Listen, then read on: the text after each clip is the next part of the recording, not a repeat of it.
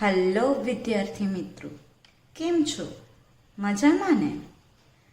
તમારા માટે એક ખુશખબર છે.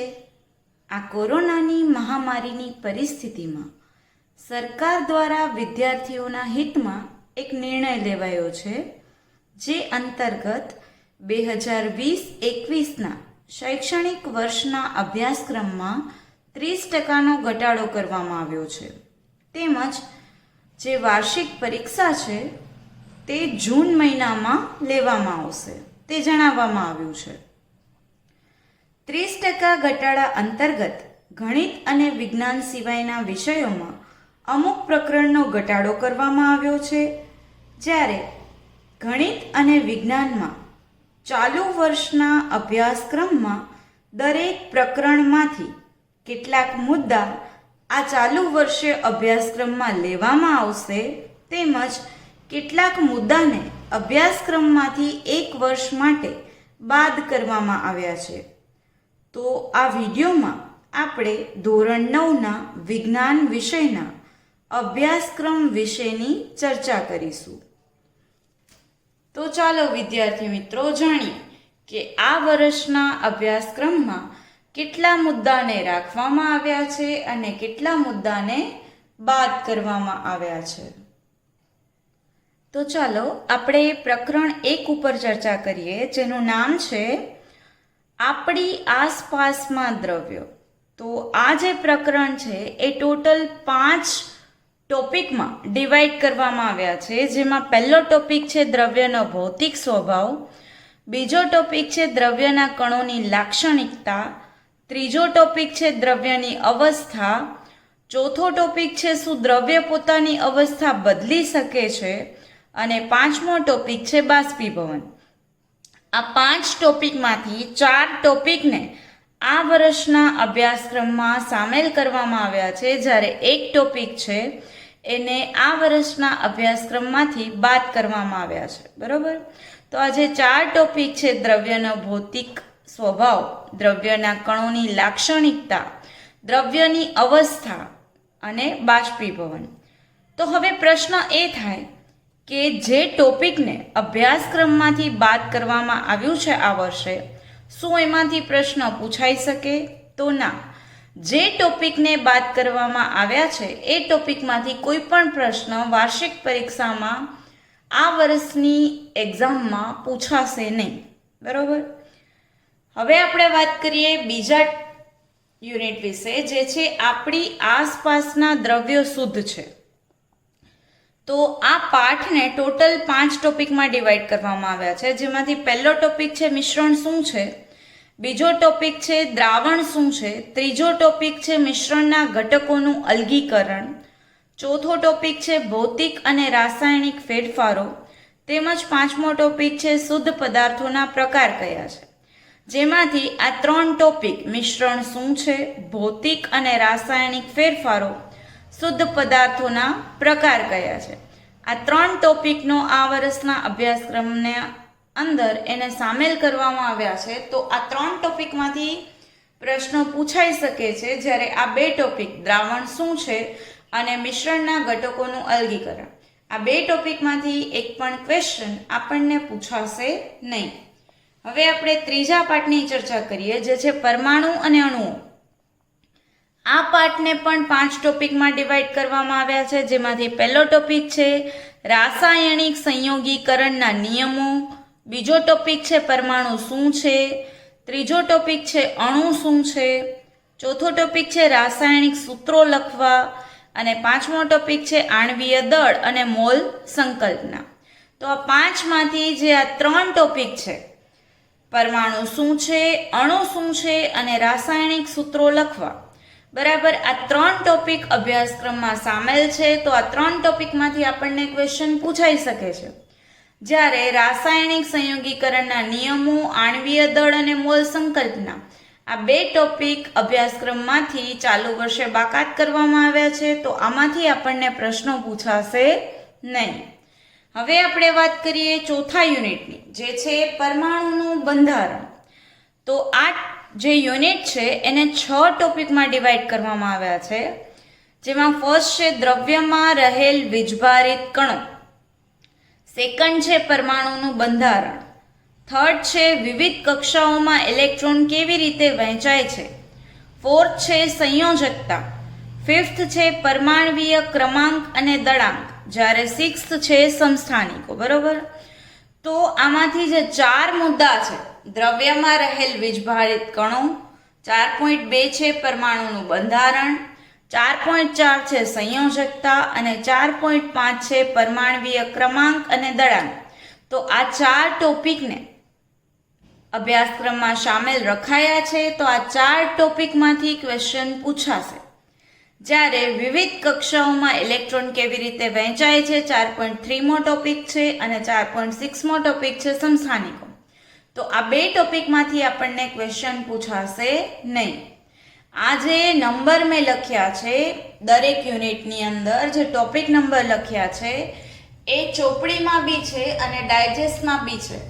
તો તમે ઉપર નંબર વાંચશો એટલે ખ્યાલ પડશે તમને. હવે તમને ક્વેશ્ચન એ થાય કે અમારે પ્રશ્નો કઈ રીતે પાકા કરવા.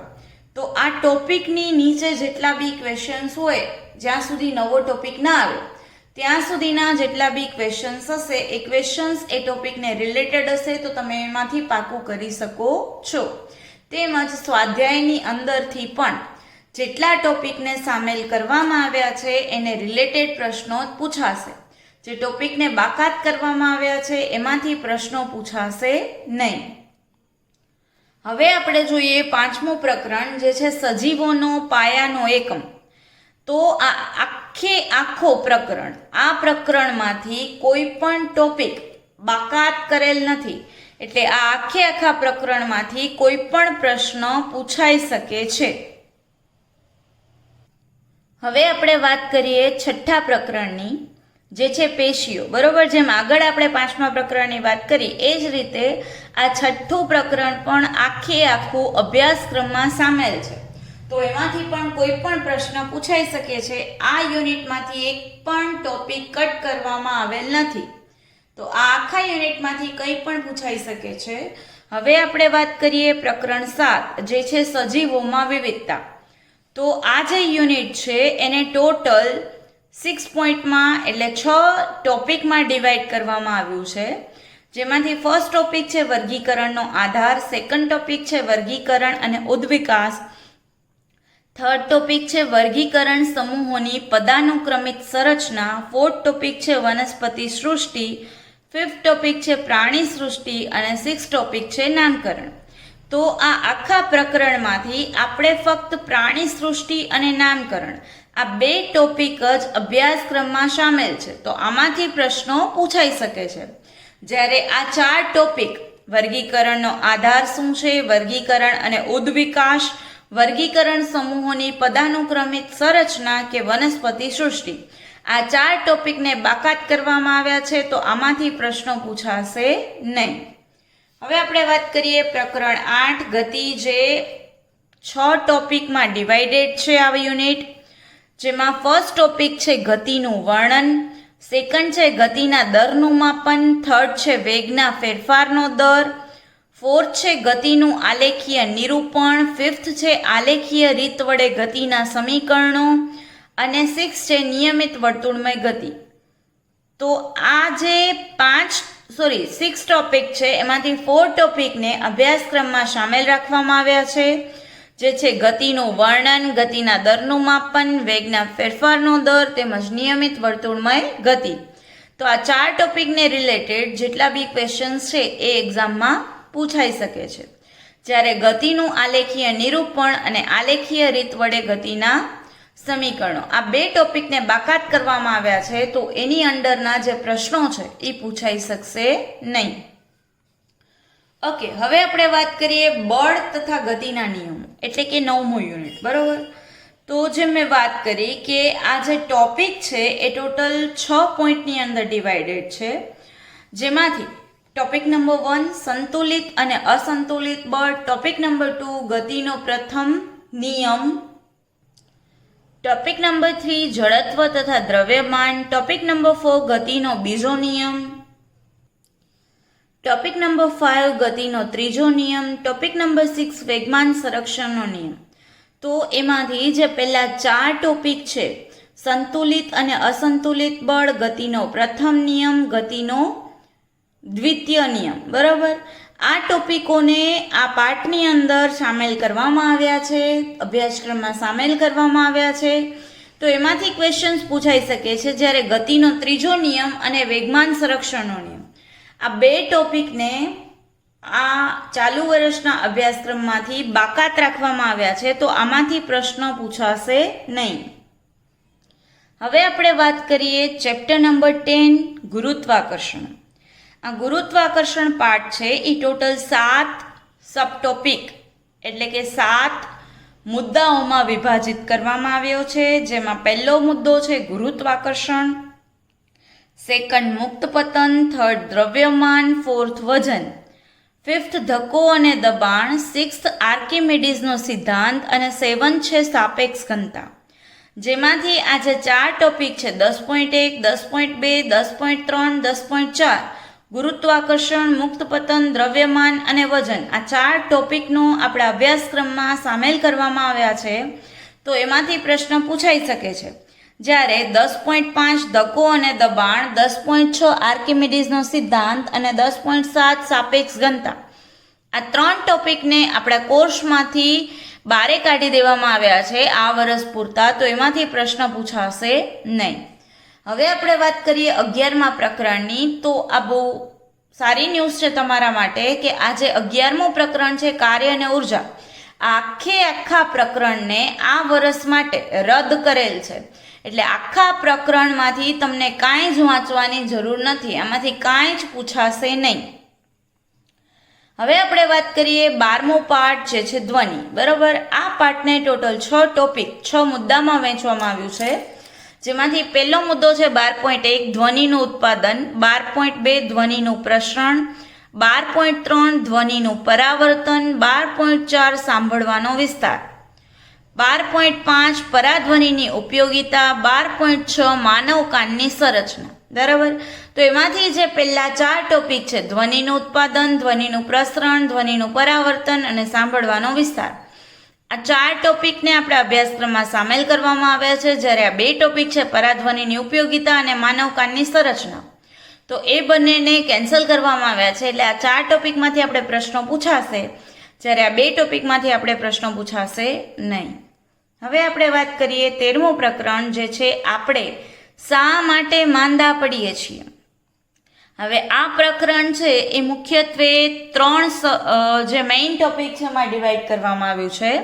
જેમાં ફર્સ્ટ છે સ્વાસ્થ્ય અને એનું કથળવું, સેકન્ડ છે રોગ અને એના કારણો, અને થર્ડ છે સંસર્ગજન્ય રોગો. બરાબર, તો એમાંથી જે પહેલા 3 ટોપિક છે એમાંથી પહેલા 2 મુદ્દાને પૂરેપૂરા સાંકળવામાં આવ્યા છે કે સ્વાસ્થ્ય અને તેનું કથળવું 13.1, 13.2 રોગ અને એના કારણો, આ બંને આપણા અભ્યાસક્રમમાં સામેલ છે. જ્યારે જે ત્રીજો મુદ્દો છે સંસર્ગજન્ય રોગો, બરાબર, એમાંથી જે 2 સબ ટોપિક છે 13.3.1 સંસર્ગજન્ય કારકો અને 13.3.2 જે છે રોગનો ફેલાવો, તો આ બંનેને અભ્યાસક્રમમાં સાંકળવામાં આવ્યા છે. એટલે એમાંથી પ્રશ્નો પૂછાશે.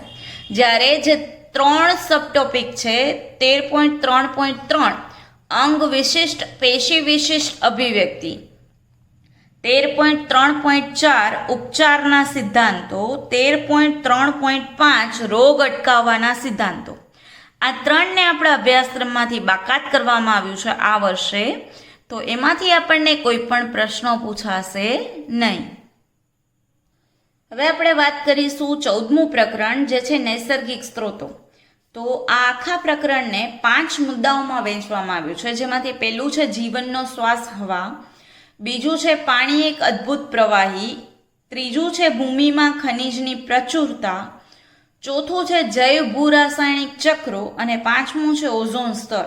બરાબર, જેમાંથી 3 ટોપિક જીવનનો શ્વાસ હવા, પાણી એક અદ્ભુત પ્રવાહી, જૈવ ભૂરાસાયણિક ચક્રો, આ 3નો આપણા અભ્યાસક્રમમાં સામેલ કરવામાં આવ્યું છે. એટલે કે એઝ ઇટ ઇઝ આપણા અભ્યાસક્રમમાં છે જ, તો એમાંથી પ્રશ્નો પૂછાશે.